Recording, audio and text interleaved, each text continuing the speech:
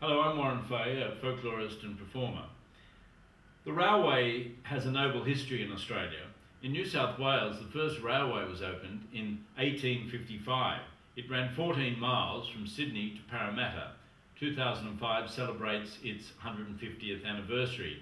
This stretch of railway was started in 1850, and it took another 5 years before they completed the 5 years at an amazing cost. The reason? They couldn't get anybody to work on it. They would bring out 500 navvies from England by sea. They'd arrive here, they'd work on the railway, and they'd hear that there was a gold rush in New South Wales, and off they'd skedaddle and disappear. They just simply couldn't keep anybody working on the railway, so the cost just escalated and escalated. The railways were vital to Australia's growth, as they are to most pioneering countries, or have been.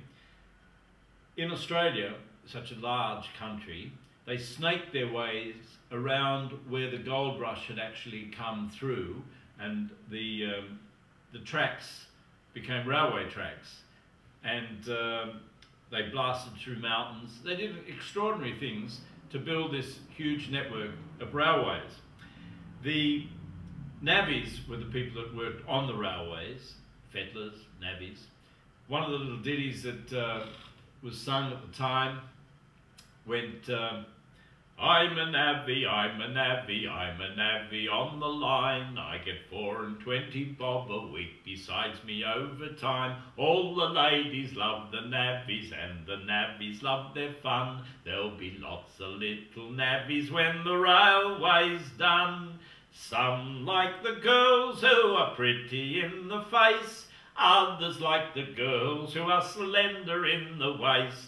I like the girl who'll take it in her fist and shove it right home into the magpie's nest. The railway didn't really become popular with people till about 1912. People were scared of it. They were scared that they were going to die in these railways, in these trains. I found one little piece of advice from the year 1912 by a Reverend Canon Wilson of Melbourne, who advised that always alight on the platform side of the train, try to avoid, if possible, travelling in express trains, avoid making a train journey in foggy weather, select a carriage in the very centre of the train for safety, do not, and I repeat, do not try to enter or leave a moving train, and beware of putting an arm or a head out of a carriage. You may lose it.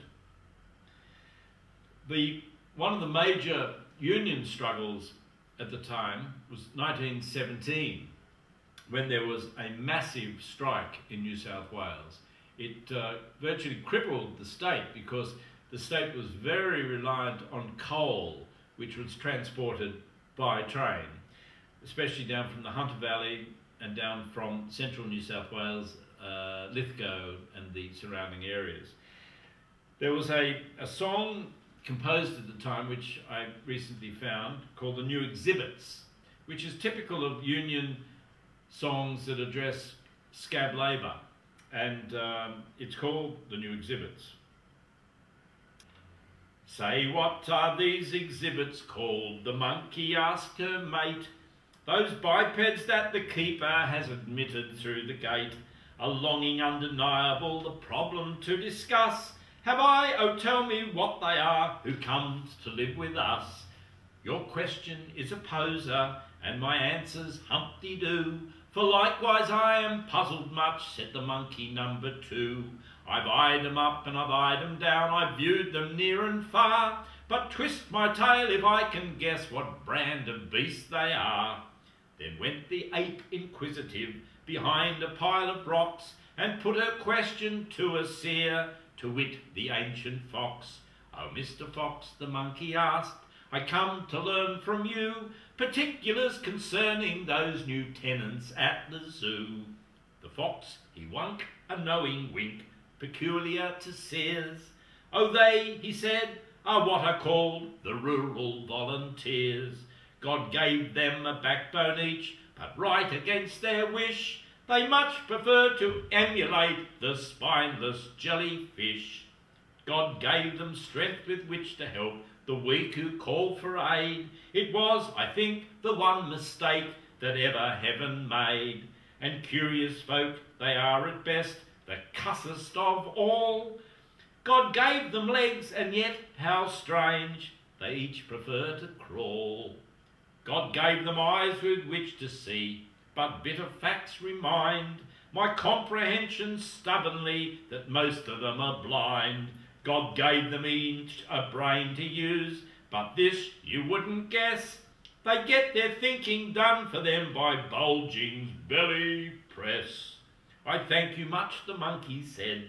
I feel most strangely queer, as though impelled to vomiting whenever they come near.